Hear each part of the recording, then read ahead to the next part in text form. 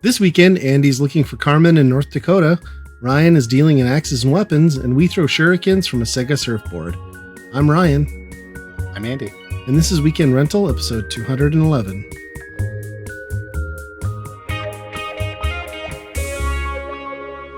Hello, everybody, and welcome back to another episode. Andy, how you been doing? Pretty well. Just got back from vacation and all refreshed / stressed out even more. Yeah, I mean, What are the vacationing with the family is the most relaxing thing ever, right? Right. Especially me. Like my vacation type is not the type of just sit or just like lay on a beach. I just can't do that. It's like you're going somewhere that you haven't been before. You got to see the stuff, right? But Yeah. And you guys like to put miles on. I think like every time you guys do a vacation, it's like a road trip. with kids. So what'd you guys get up to? We spent a healthy amount of time in this place called North Dakota. I don't know if you're aware of. No, I've never heard of it. Seems like an odd place to vacation. I'm just going to say that right off the bat. Most of us who live here leave any chance we get.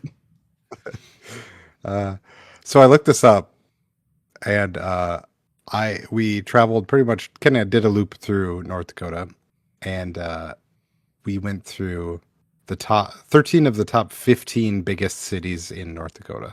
Well, they're all on the highways and interstates that you chose to take it down. Right. So that makes sense. There's pretty much two roads Yeah. down North Dakota, and they're pretty much all on that. And it must be like a railroad thing, right? Like that's where the railroads were, so that's the Yeah. only place any of this stuff ever happened. But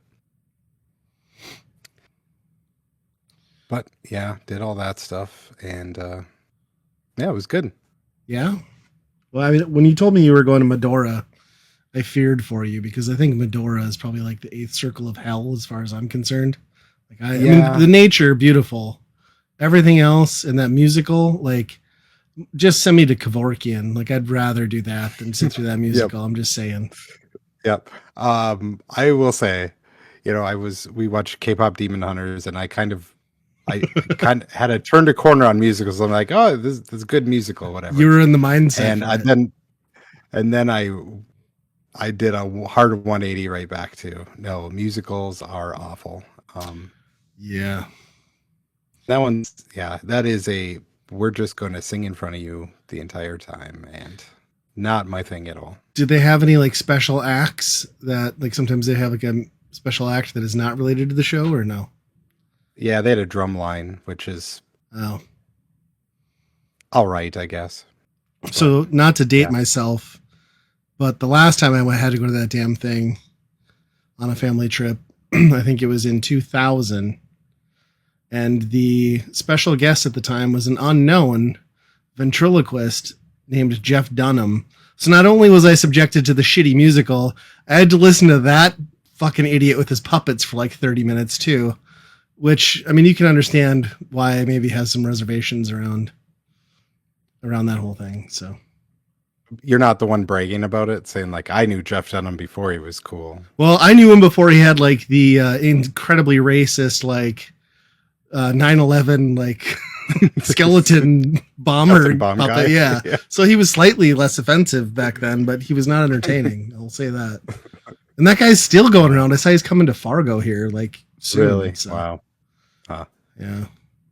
Yeah. At least we went on a night that it was, North Dakota is mostly in school now, right? So Yeah. there was a very good weekend to kind of be out in North Dakota. It was pretty relaxed and not a lot of people, Yeah. and not 100 degrees like it usually is out there. So True. Any rattlesnake encounters, or did you guys miss them? no, Okay. it's fine. Nice. My kids freaked out about it all the time, though. Pretty much any noise walking in the trails. I mean, it's a good thing to be on high alert for, that's for sure. Yep. But, well, I'm glad you had an okay time. I mean, I'm pooping on North Dakota, but there's a reason I live here, and there is some fun to be had, especially in the outdoors. When you get through like the expanses of like the middle 2/3 of the state, where it's literally just nothing, and get to the other ends, it's all right. So, yeah, I mean it still is a pretty wide open frontier. yeah, I mean, in the grand scheme of things, and I mean, you look at all the stuff and all the history and stuff, and you're thinking like, This stuff really didn't happen that long ago. Oh God, no. It was all. I mean, my grandpa was pretty much born when half the stuff was going out there. So Yeah, I mean, like we're second and third generation immigrants here. Some of us from like the yeah, Scandinavian region. So yeah, it's pretty newly settled. Even Fargo, where I live, is an earlier settlement, and it doesn't date all that far back into the 1800s. So kind of yeah, wild. yeah. It's weird to think about in that regard. But yeah, and kind of video game related. Have you been to this arcade that's in Bismarck? It's in the So Bismarck Mall. I've been to an arcade in the Bismarck Mall, but it probably, I don't know if it's the same one. Definitely not the same form factor of the one that you sent me some pictures from. Um, I have visited the mall and been to the arcade there, but it's been forever. Sure. This one So is pretty expanded now. gigantic. I Yeah. mean, it is like it takes over one of the big anchor stores. I mean, it takes up that entire space. It's That's probably wild. 100,000 square foot, probably. It's Wow. crazy. And it's all kind of garbage games Oh, that really? just collect tickets. There's Uh, not any. There's some cool video game stuff, but nothing retro. I think there was like two fighting games over in the corner. That's about it. any pinball at all or nothing much? There was pinball. Yep. Okay. Well, at least So I you got got that. to try that. Yeah. But That's a pretty gutsy move for an anchor store. I'm sure they're paying decent square footage yeah, rate on that. And there wasn't many people there. I no, don't know how they're doing, but that's funny. I was just seeing a clip on like, everyone's talking about the tourist decline and like Vegas is struggling. And then they interviewed the guy from the Pinball Hall of Fame or whatever pinball thing, and he's like, "It's the same shit every day. Like we haven't changed our prices. A quarter is still a quarter here. It hasn't changed in like 70 years. And like we just open the doors and people come." And I'm like, I mean, I'm glad it's working out for you. Like yeah, that's still a bucket list item. I want to do that one day. But yeah. if I get to Bismarck again, I'm gonna have to check that out though. That sounds awesome. Even if it is mostly just me. So did you guys Yeah. spend a lot of time winning tickets and then redeeming for tchotchkes or? No, not really. I mean, you do the thing and then you decide to buy the garbage that's obviously worth like 1/50th of the price that you paid for the stuff, but it was all right. Um, but yeah, the kind of the weird thing I've noticed now that you say like the tourism is down, like there was not very many people with kids and families out Really? doing the tourism stuff. It's all old retired people, or they're just like the uh, two young people who just got married and they're in their Sprinter van, Oh, those sure. type of, Yeah. and their dog, their little And dog. they're vlogging it all for their YouTube channel. Yeah, yeah, pretty much. Yeah. I could see that. They have said like tourism is way way down in North Dakota, and I'm sure that Medora area, especially where you're at, was a pretty frequently visited spot for Canadian tourists. Right, So, right. Yeah, then you look at license plate. I mean, there's some Canadians, but not as much as you would expect in those type of places, for sure. yeah. Yeah, I could see it. How was Devil's Lake? I haven't been there in like probably 15 years. Is it still kind of scudsy and gross, or was it all right? I mean, it's all right. We stayed on the Indian reservation too, so Oh, nice. that was had a good a decent amount of the water park anyway. The kids Oh, had so you fun were in at like the that. casino there? Yeah, Did you gamble? a little bit, and then that didn't go well, so Yeah. did something else. Yeah, it's kind of neat. I mean, it's a different type of lake, obviously, but it is a natural lake. It's just Yeah. weird that it's all shaped the way it is. You go out on the western side, and it's they have the reservoir on the river, which is a whole different thing. But Yeah. um, and I haven't been out there since like the oil boom kind of took place out there, Oh, yeah. and Gotten wow, busier. Mine not it's especially. yeah, And it just kind of sucks because you drive and you see all these open prairies of there's, and you just can't find an area to just view the horizon without an oil pump or some tanks or something. It's just constant. Pretty much every section of land has it. And yet that's still somehow preferred to like fields with wind turbines somehow. I guess I guess those rigs aren't killing whales and birds somehow, so it must be fine. Yeah. But yeah, I know what you mean. It is everywhere. And then like, yeah, that highway 2 between Minot and Grand Forks, like the amount of traffic and just even the amount of traffic in a city like Minot that has just boomed over the last 20 years. It's wild. Yep. It's a lot of money out there that has been spent. That's for sure. I mean, it draws people from all over. I mean, if you can get a rig job, I mean, you're making bank. You're also working 2 weeks on, 2 weeks off, but yep. And potentially killing yourself every day, depending on, but yeah. I don't know. You don't hear as much about, I mean, obviously I know it's still like a big thing. You don't hear as much about it as you did like 10 years ago, but it's still going strong, even if it's leveled off to some extent. Yeah. I don't think it's as crazy. Like, obviously when gas prices were really high, then it was very lucrative to be getting the oil out over there. But, yeah, from what I understand, it's a lot less now, but a lot of farmers became millionaires overnight though. Yeah, that's for sure. Yeah. I was looking at land out there, even like around Medora.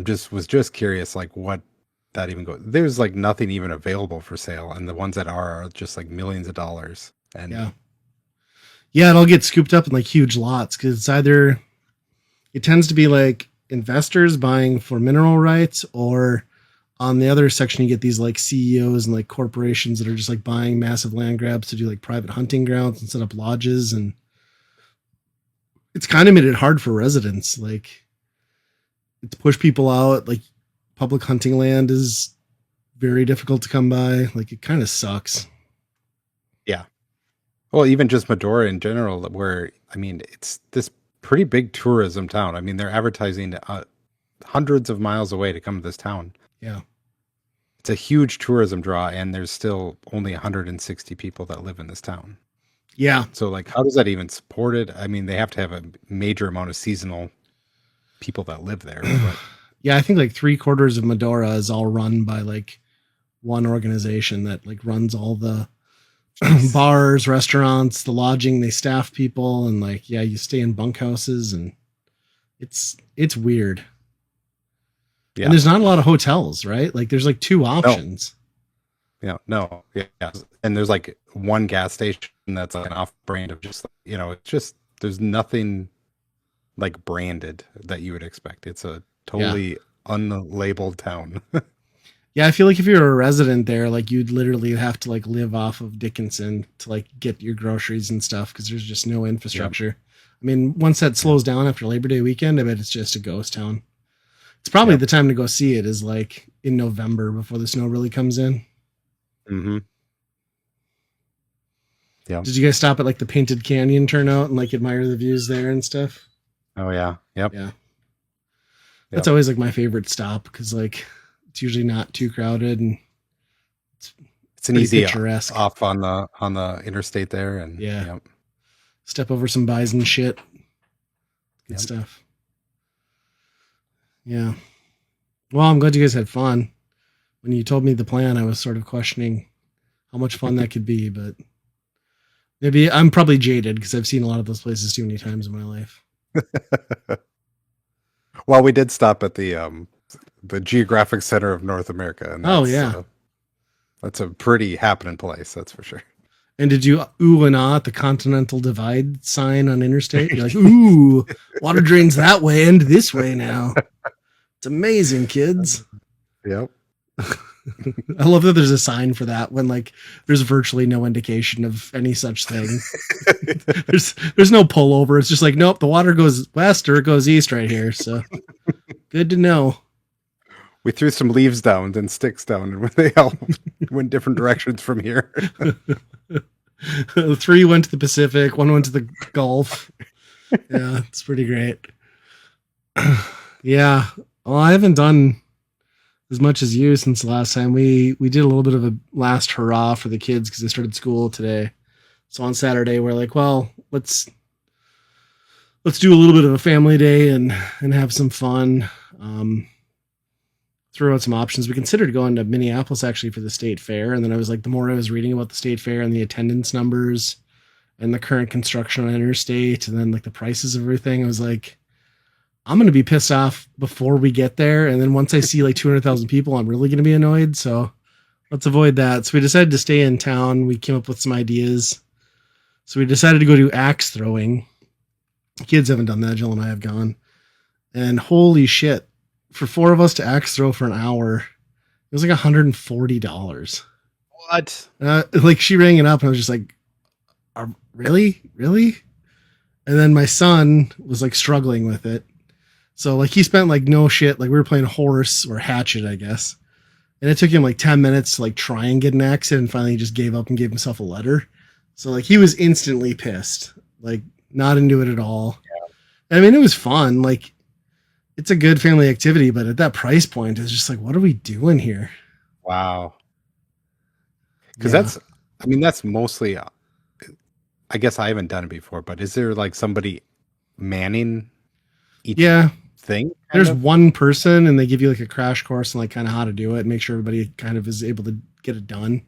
But yeah, it's one of those things where I'm just waiting for like the headline where like man buries hatchet and like wife or girlfriend or something, you know what I mean? Like, right. So that was kind of a bust. But then the kids wanted to see Weapons, that new horror movie. So what the kids want? Yeah, the kids are very into horror movies right now.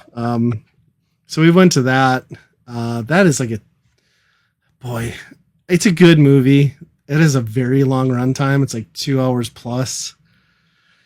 And it's one of those movies that does like the multiple storylines. So it's like it follows each person in the story from their perspective over a couple day period.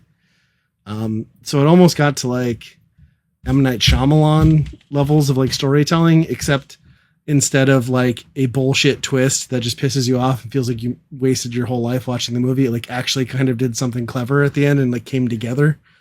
But it's not a movie you're going to watch on repeat. Like this is a one and done thing. Pretty entertaining, more of a drama and like maybe like with slight sci-fi elements than an actual horror movie.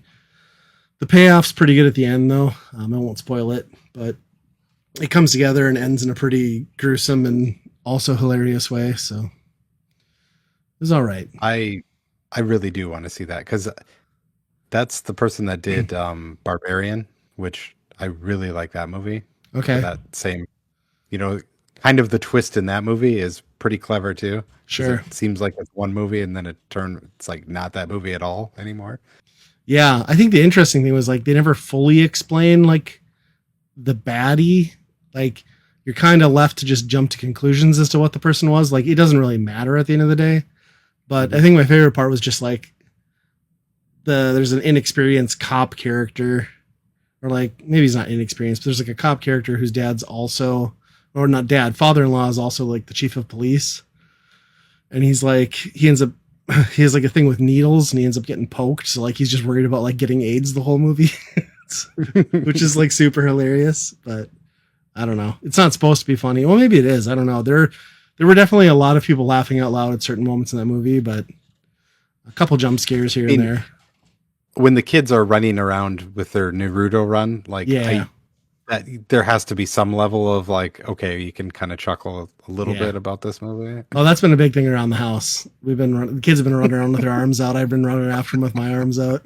Like I think that night after we got back, I had my kid come out like at midnight, and I was like, "Hey, dude, like what's going on in the backyard?" Because like the people, a couple houses down, were clearly having a party, and there were like lights reflecting off the house and like shadows. And I got him out there, and I did like the whole weird arm run at him and freaked him out. It was great. So, yeah, it was a pretty good like wrap up of summer, and like my kids are at that age where it's like if you don't get them out of the house to do something, like you're just not gonna have their attention. So, yeah, it worked out all right. But yeah, other than that, I don't know if you've been playing any games or anything? I suppose you've been gone, so Yeah, mostly gone. I would say that.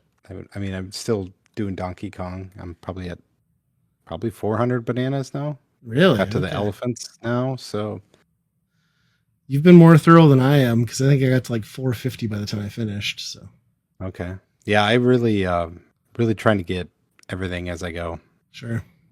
Pretty clean up the area as much as I can before I keep going. But I'll probably it probably doesn't matter because the bananas are just toward the end. I'm guessing, and the payoffs and the skills that you get are like so not really useful anymore. Yeah, you'll be happier with grinding it out now for the new game plus because you'll have a little bit less backtracking.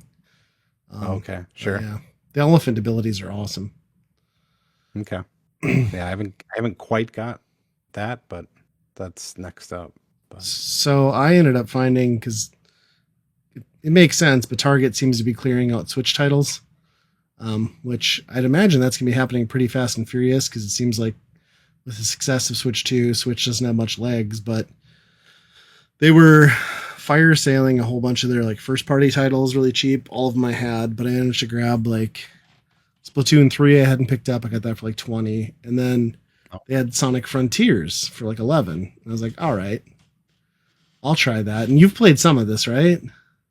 yeah, it's That's a weird. it's a fucking weird game. It's like they're It's a like weird game. Breath of the Wild's amazing, but let's put Sonic in it. But then they gave it the same level of polish they give everything with Sonic. So instead of like, ooh, cool object to go check out, it's just like there's a fucking rail that corkscrews up into God knows where. And like, I don't know, Just man. it's just like random assets like littered through the sky in Yeah, some spots, you know? and the map unlock using like damn near the same jingle as you do to unlock the map in Zelda. Like how they didn't get a cease and desist from Nintendo blows my mind. And the sad thing is like it's actually a pretty good Sonic game. Not that that means a whole lot, but like yeah, I just can't wrap my head around that thing. Like I'm playing it out of like intrigue more than like enjoyment, really. Yeah. It's a weird direction, that's for sure. Yeah. But Yeah, it's definitely got a lot of bugs. The Switch version I've heard is Mhm. like the most problematic, so that might be part of it, but I don't know. I don't know if I'm gonna stick with it. I think I got to the first I'm at the first boss from like the first opening like island, and I can't figure out for the life of me what I'm doing wrong, but I can't beat him, and that might be just where I stop because I think I've yeah, experienced enough of that thing to decide I don't need to move forward. the bosses are not good in that game, and I think I've only made it to third level maybe in that kind of area, Uh, and yeah. it's kind of the same thing where you're just I don't know. There's something about just having shit floating in the sky. Mm-hmm. It just doesn't seem like it's creative enough. I mean, I guess Donkey Kong kind of does that, where it's just like, well, now you punch this thing and now you're in this hole. I mean, Mario's done that stuff too, where you're in a whole different thing, right? That Yeah. is built just for that. But having it just there, and a lot of times you're constantly accidentally hitting it, and then you're going a different direction. It's shooting you all the way across the map sometimes, and you're like, I didn't mean to be over here. Yeah. So Yeah, and like interspersing like the traditional Sonic stages is interesting, but it's also not fun and kind of takes you out of what the game is trying to be, I feel like.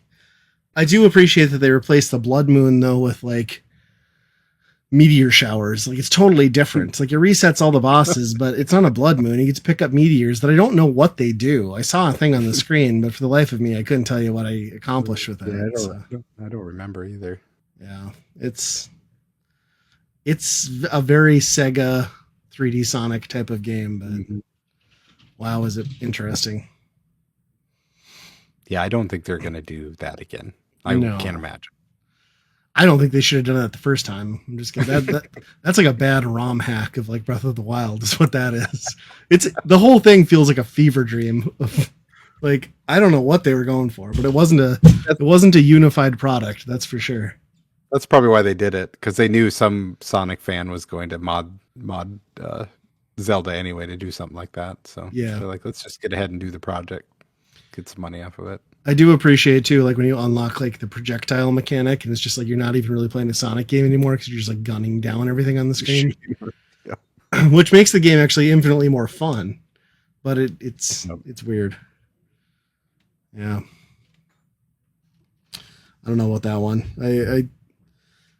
I do enjoy it though. Like it's up there to me with like adventure, like that type of game. It's not as good, but it's up there.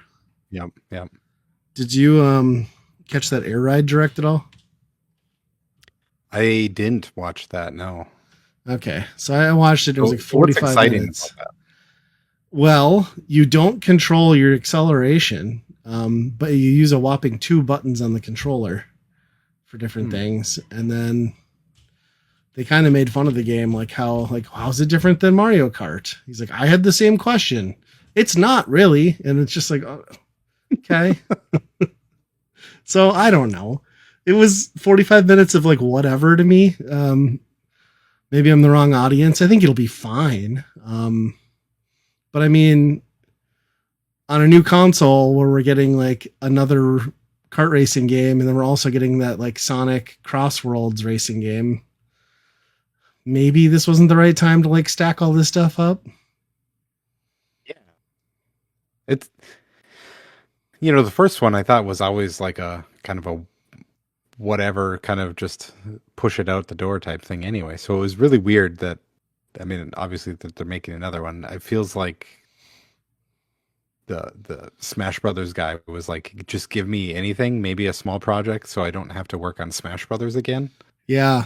Well, and he made it sound like it came from higher ups at Nintendo that wanted it like many years ago, but he's just like, I'm so invested in Smash that it's not going to happen. But he's like, now I'm not doing that, so we're doing this thing, and I don't know. It looks neat. It looks cute. It'll probably be fun. I'm gonna grab it, but I don't know that it's got legs. You know what I mean?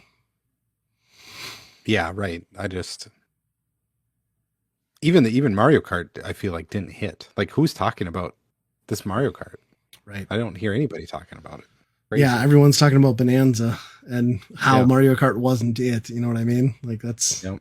pretty much the consensus. And yeah, to have a 45-minute direct on something that could have been like a cool 15 minutes. You know what I mean? Like, I don't know. It should have just been bundled in with a larger direct. If I'm honest, it didn't.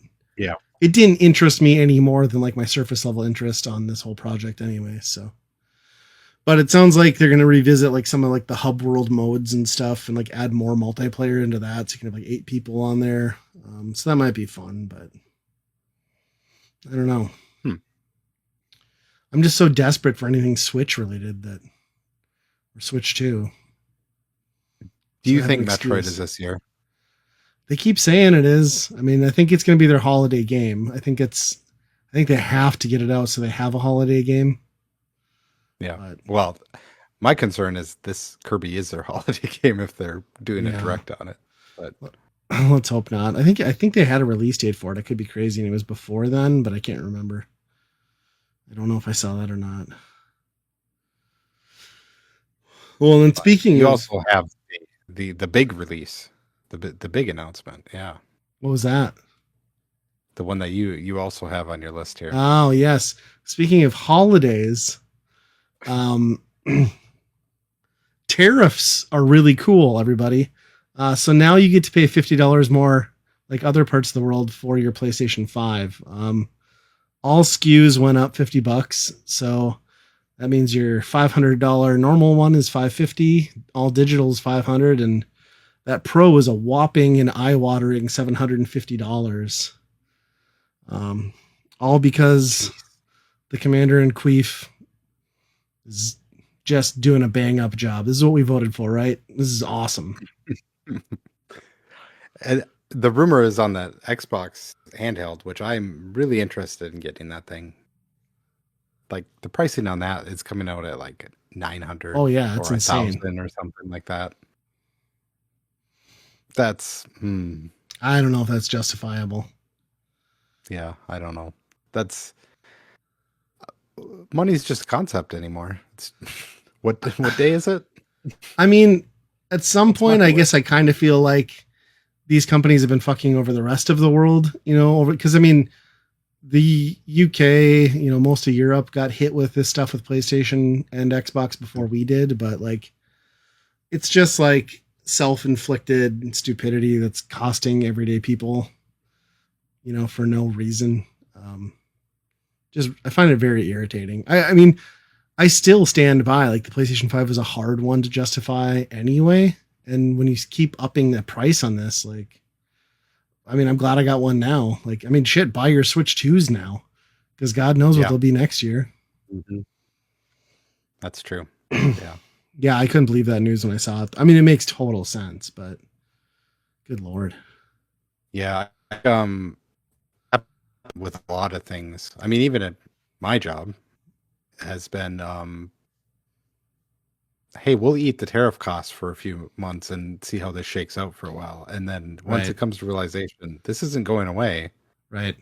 It's all on the consumer at that point, Yeah, I mean, there's a reason why the average price of ground beef right now in the US is like $6.50 a pound. I mean, yeah. Reality and facts are a little bit different than arrogance and blowhard fucking attitudes from people who don't understand the value of a dollar anyway. And when you put those people in charge, guess what? Everybody else pays. Yeah. So, but then, well, we're paying. Yep. I don't see anybody stopping. Like, if the Switch 2 went up $50 tomorrow, it's still going to have a pretty good holiday season. Yeah. So, that's the hard part with all this is people are still spending money. I think they are for now though, but like what do the next 2 years look like when the cost to feed your family and like maintain your household like continues to escalate, and like people are going to have to make choices, and discretionary stuff like gaming, I don't know. Yeah. I know you wonder if just people aren't paying attention either. They're just still living their own thing without actually seeing like, oh, this is how much more everything is, No. Yeah, but this is like a huge red flag, and like again, another clear fact that tariffs do cost the American people, like despite. But I mean, there's also it never went down either, Sure. Even when there was no tariffs. Yeah, it never went down either. So I mean, there's some on Sony here that I feel like they're being kind of greedy too. That usually goes down. But at the same point, like when you have, I mean, consoles lose money, right? Like you make it up on the software sales, and you're banking on your chip prices lowering so you can hold steady or go down. But like when your loss leader is also costing you more every unit, like it kind of makes sense when you think about the model that way. Yeah. Well, in video games, there's no greatest hits or anything like that anymore either. It's all mostly full price. Yeah. Well, and if you're Nintendo, you never lower your prices on anything. So. Right. It's always a $80 game, I guess. I did see something about Nintendo I could bring up that they're kind of really getting into this movie stuff, like full bore now. Oh, really? I mean, they set up a subsidiary just for their IP to movie. Right. So it seems like that's going to keep going on, which does it get to the point where Marvel, where it's like, we're doing Pikmin movies and people are like, who gives a shit about this? Yeah, that could be interesting. Did you see that new like Mario shorts thing they put out too, where it's kind of like stop motion animation? Oh, with Mario? Yeah. I thought that was kind of cute. I don't know who that's for. Why? But yeah. Yeah. Well, I mean, they have a hit on their hands, right? I mean, but who knows? Going to do pretty well too, I think. But yeah, I mean, between their theme parks and the movie stuff, like they've tried other things where they backed off too, right? Like we're all in on mobile games, and they're like, nah, fuck mobile games. So maybe they'll ramp up and change direction. Free? Yeah, we want money. I think it'll really depend on how that Zelda movie does, but I think just the fact that it's Zelda means a bunch of people will go see it regardless. Yeah.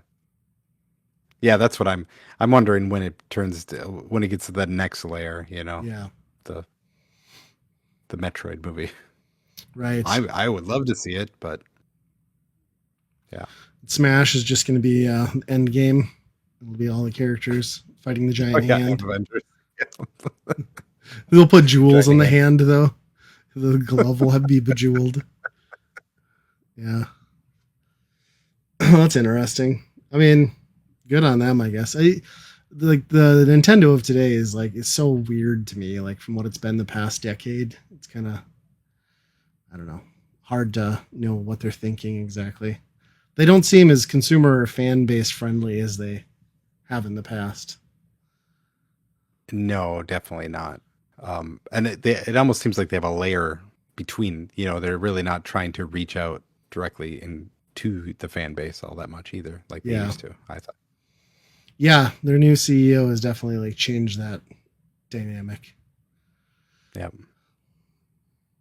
Um, Speaking of other new game news, did you see this Bubsy 4D launched or like reveal trailer?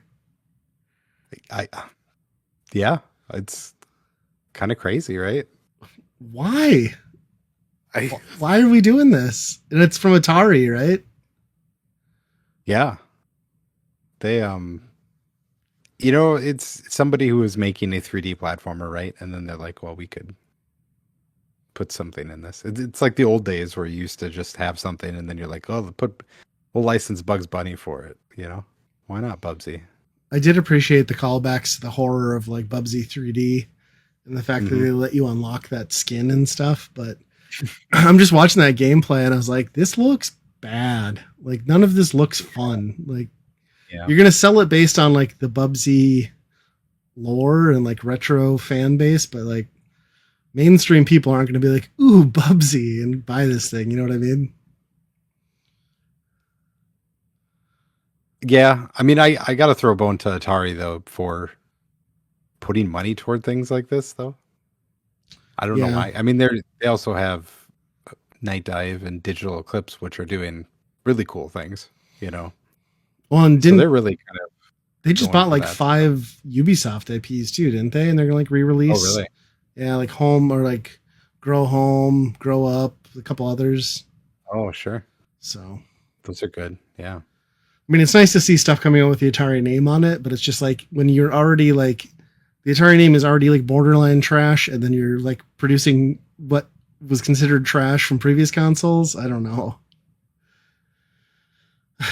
It makes I'll, me wonder if that was, is it because Bubsy is so much tied to the Jaguar? Like, is that the branding that people come in people's mind at that point? maybe I don't know.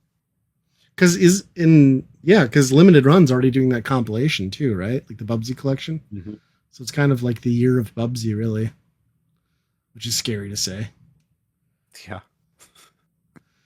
But yeah, I don't know. I just watched that and like you're right. It looked like just the most generic platformer. That you're probably right. Somebody had an engine and like a rough character and like we'll put Bubsy on it. It doesn't even have to be good because it's Bubsy. Yep. We're selling it as a joke anyway. Yeah, the art style is like somewhat interesting, like pseudo cell Hmm. shaded and stuff. But yeah, nothing in that screamed like this is going to be fun to me for sure. Yep.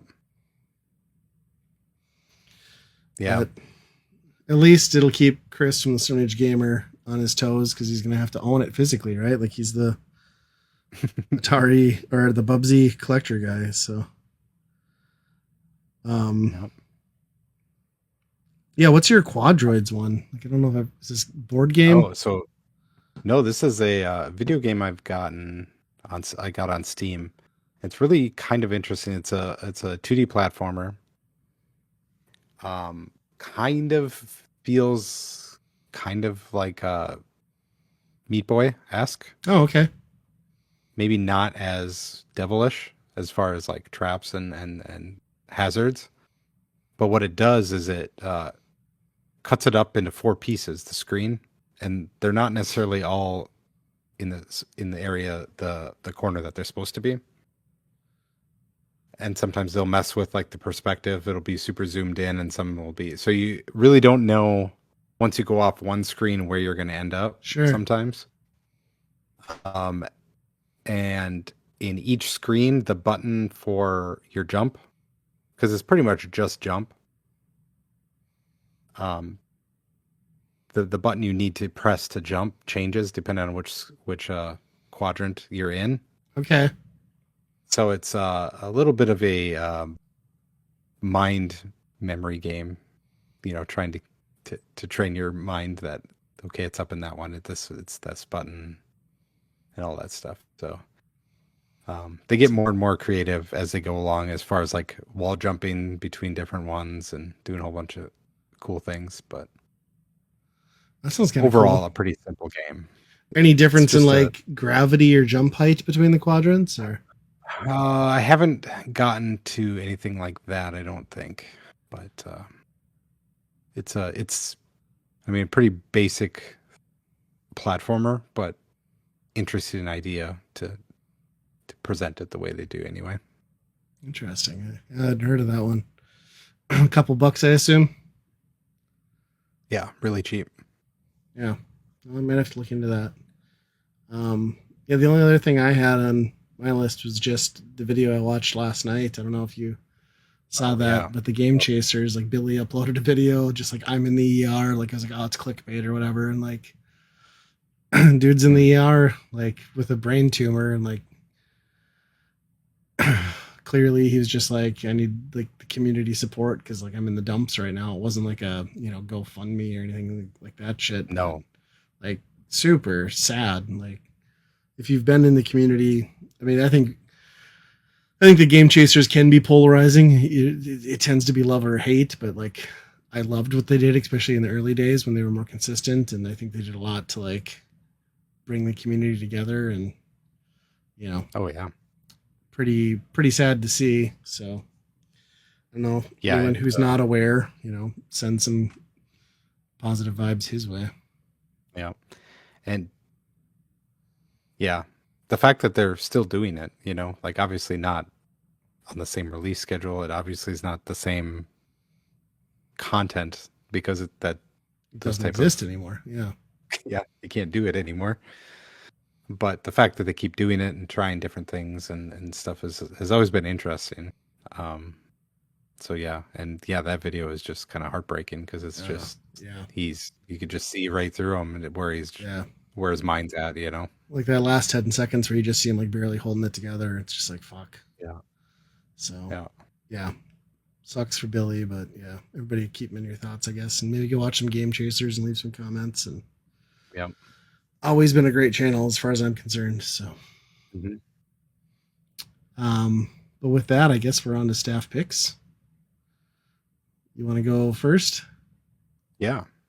Mine is a game I found out about today, actually. And talk about a game that probably is made for me. It's a roguelike coin pusher. Oh, I was going to say deck builder, but okay. It's a coin push game where you have to score enough coins off the coin pusher to beat each round, and then you buy new special coins that do different things. And what's this one called? It's Rack Coin. Okay.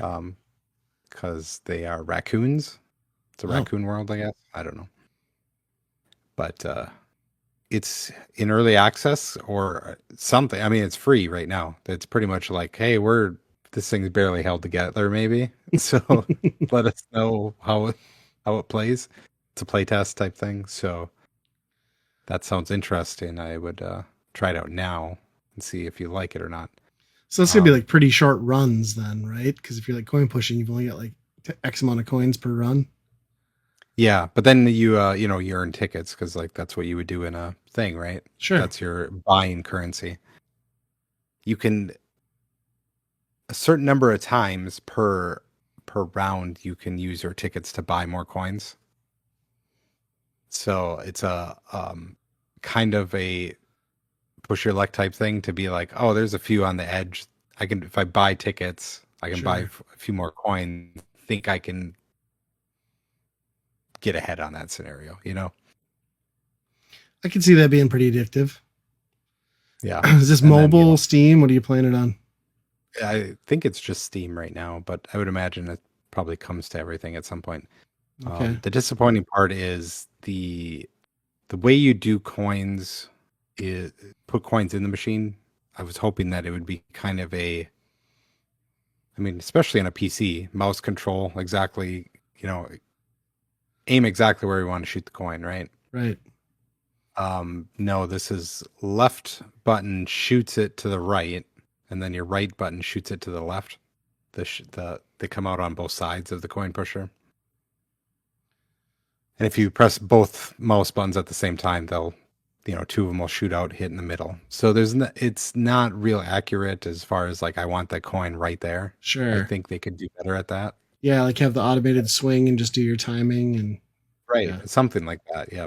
Yeah. Maybe that'll all end up happening in the final version then. Sounds Yep. interesting. I mean, if it's free, why not give it a shot, right? Yep. Yeah. I haven't gotten too deep into enough. I mean, obviously, roguelikes like that are half of the game is breaking the game with, some combo that you find with whatever random different charms or bits or whatever that change how the game works, right? Yep. So I haven't done enough to figure out if it's good on that end, which I think if that's not good, this game is probably doesn't have any legs. Not like a Balatro or something like that, where it does a really good job at that. Yeah, that seems like the part that they're probably going to need to work on more. So Mm-hmm. it'll be good to get some testing in now. Yep. That's interesting. I've never heard of a coin machine roguelike. It's an Everything's a interesting roguelike, concept. though. Yeah, that's true. It is pretty popular right now. Yeah. Mine I think is a YouTube channel I've talked about before. This isn't the YouTube channel, but it's related to it. There's that Chad Caruso who did like the Skate Across America 2 years ago. I think he was like the first man to ever skateboard Venice Beach to I forget where on the East Coast, all by himself, no like chase vehicle or anything. And he vlogged it. He vlogged it every day for like the 2 months it took him. And I watched that, but then they put out a full blown documentary now, which has been edited down. It's got like a good like 45-minute runtime. So it's like it kind of cuts out on the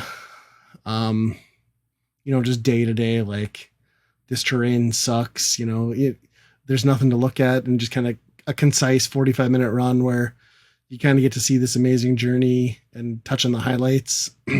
So if you're up for like a good inspirational story and not super into like long form content, I think it's a really cool documentary. And he's a pretty chill guy, like pretty humble. Like they even have his like interviews at the end where like, he's on the media and getting like talked to by the mayor, and they name it like Chad Caruso Day or whatever. And he's just like, I was like, I didn't think anybody would be here. He's like, I just wanted to do a thing, So, but like the part that always blows my mind with that thing is like, he did it all on one board and one set of wheels, and like those wheels and that board were so ragged by the end, because he was doing like 50 miles a day plus rain, Jeez. sleet, snow. Like I don't think he hit snow. He did it at the right time, but yeah, pretty great documentary and pretty interesting watch. I think it's definitely well worth it, even if you're not like into skateboarding or that sort of thing. If you just want to watch a guy on a cool journey, it's pretty sweet. The thing that interests me right off the jump on that is, does he talk about how he plans a route as far as like, is it better to go out of your way to be on a smoother road? Right. Yeah, and it's funny because in the documentary they don't really get into how he planned his route. He did on the YouTube channel, and like the app he used and like the way he edited it, and like sometimes he'd end up on a gravel road and have to backtrack 6 miles and stuff.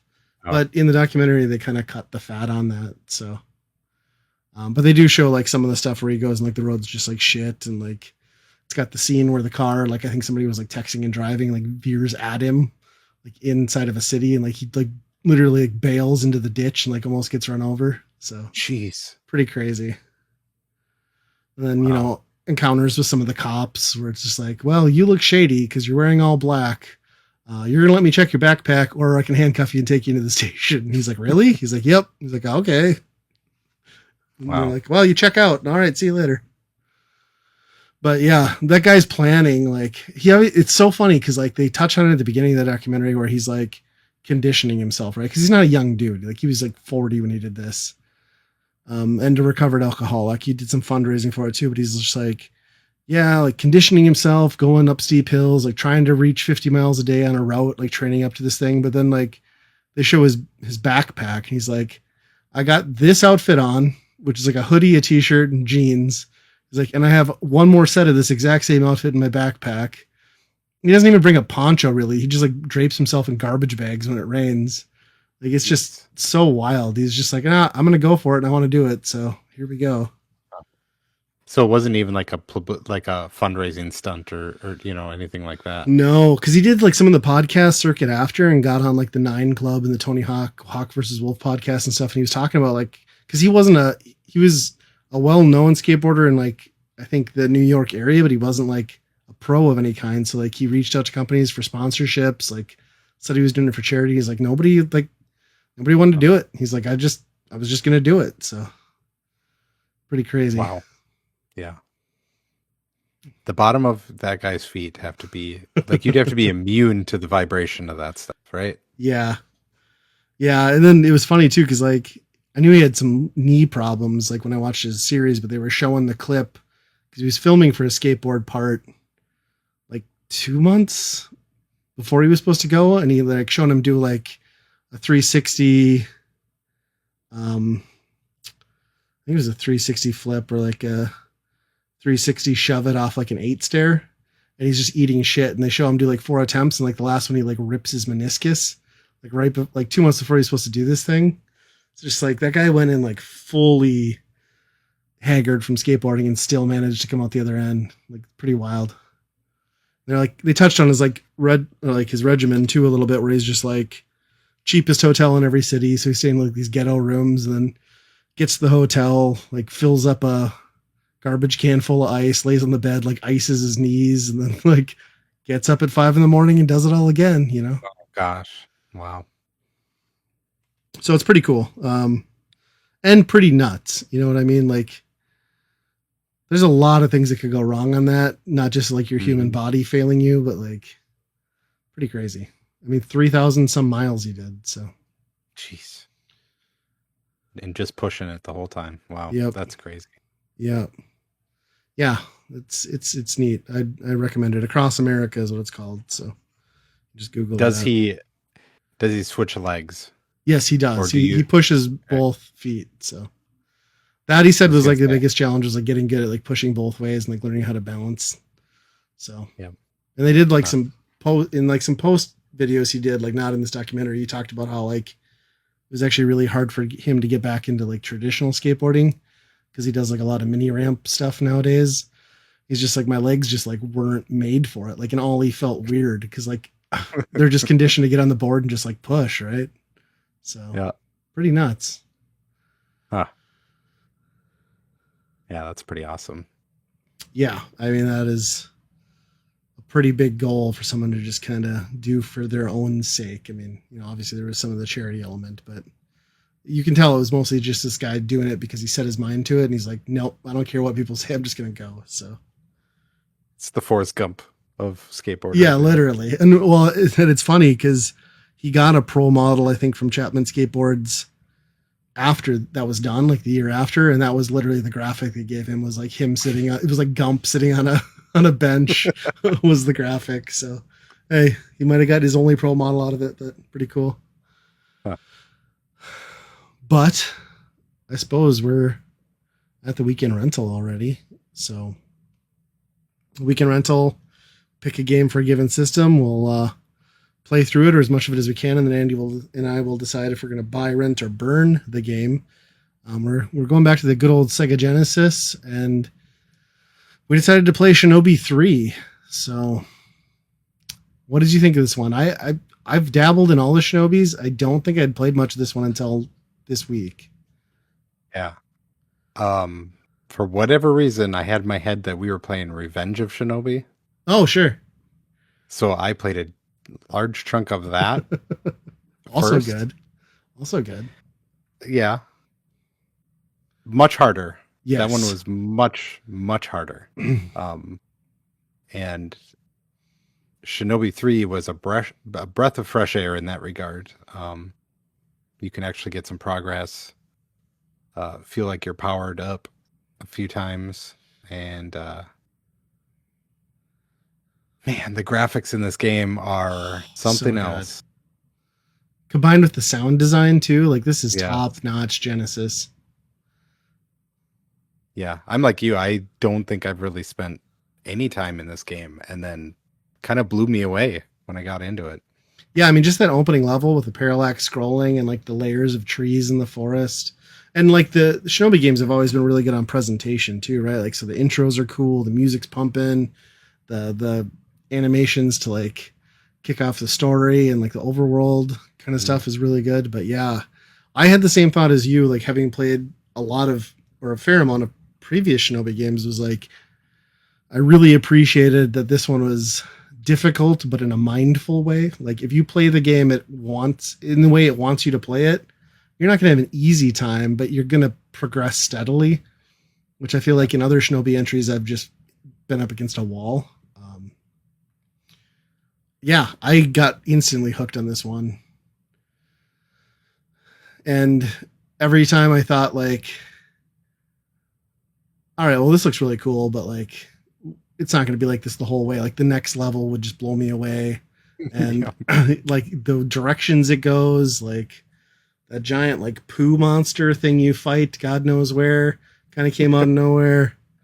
I know, was it Revenge of Shinobi? Where in the original run there's Spider-Man, Batman, and Godzilla. I don't know how far you got in 3, but I did get to Mecha Godzilla. And that's about where I tapped out. But yeah, I genuinely loved this game. Like, it's really, really good. Like, it's a very fair game. I mean, it's got its, cheap deaths and stuff, but like if you like get into it and get in the zone, like it's a hell of a time. Yeah. I think probably the biggest fault is you can get trapped in a spot where it's just like you're on low health.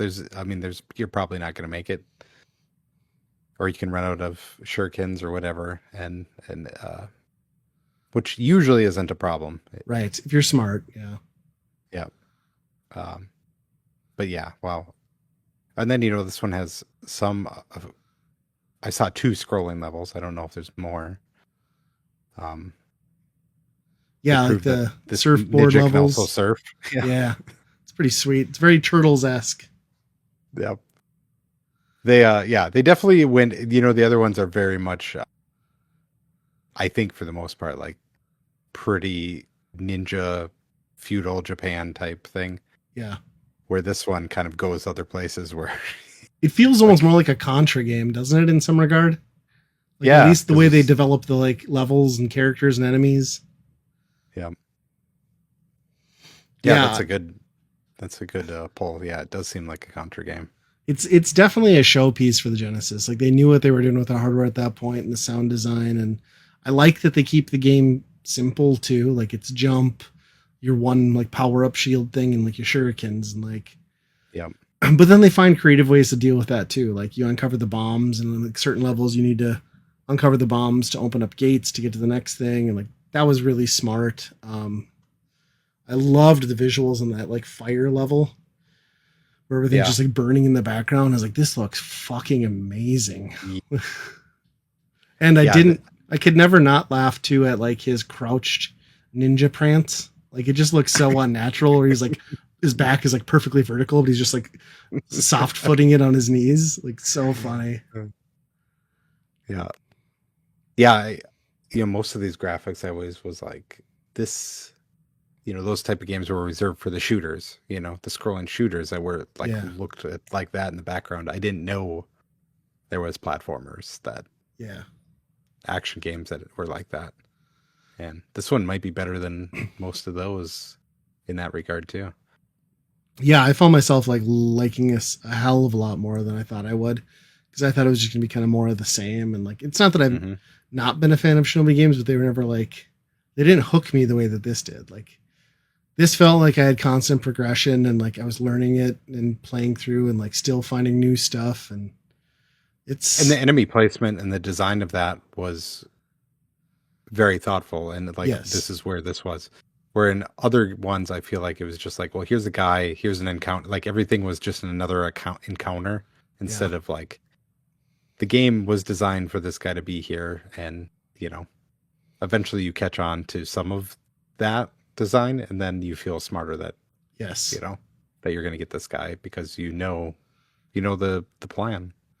It is sort of bullshit the amount of like guns and artillery they throw at a guy with a sword and a shuriken, though. Like, it seems a little unfair, but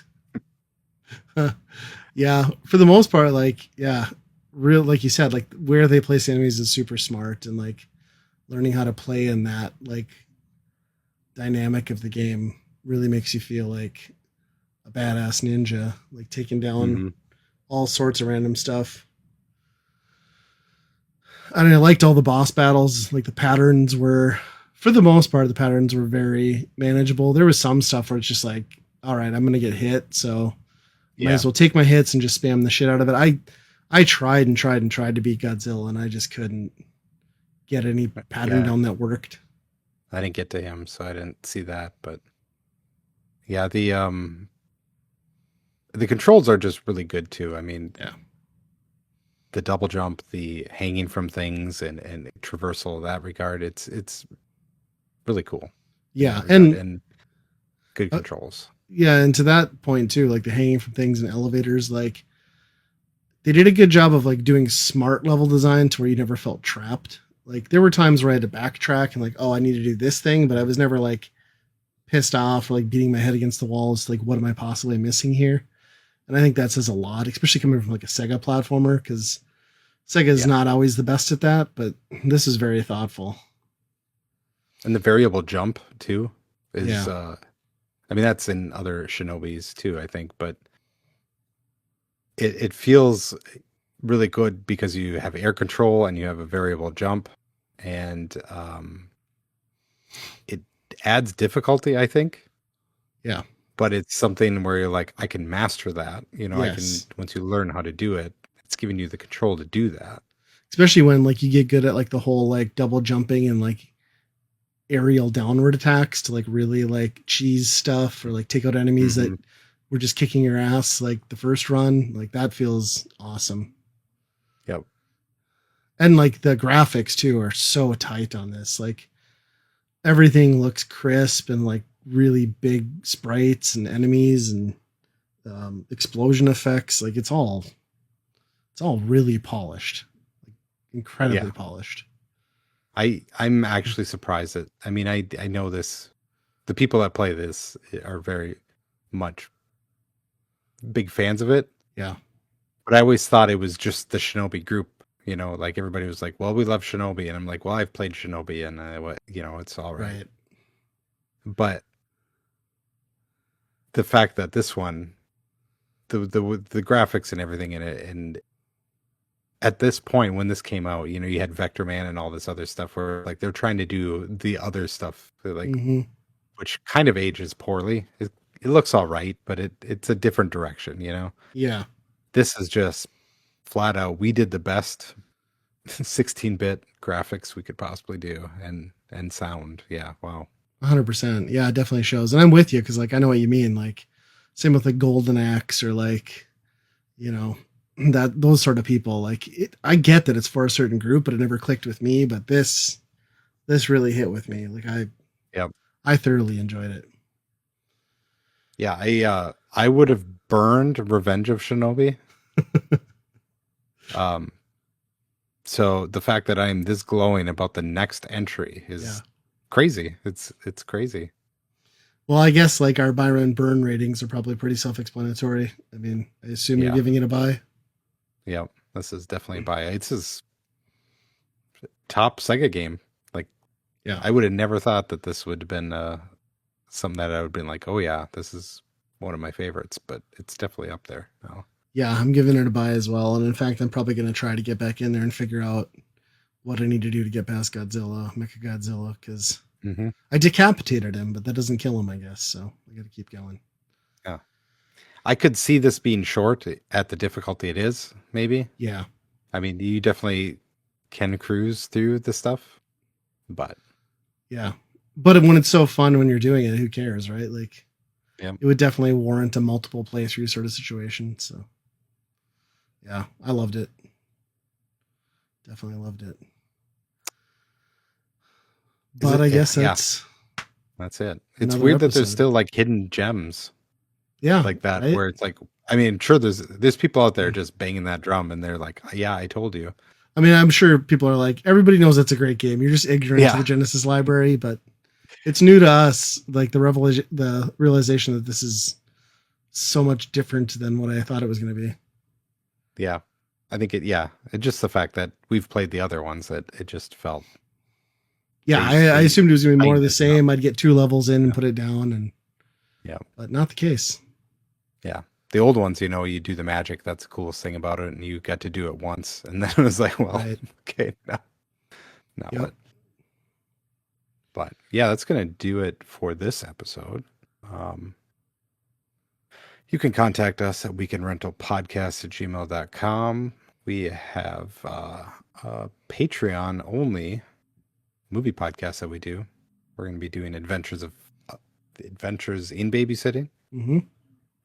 this month. So head on over to the Geekade Patreon if you want to hear that. But until next time, be kind, rewind.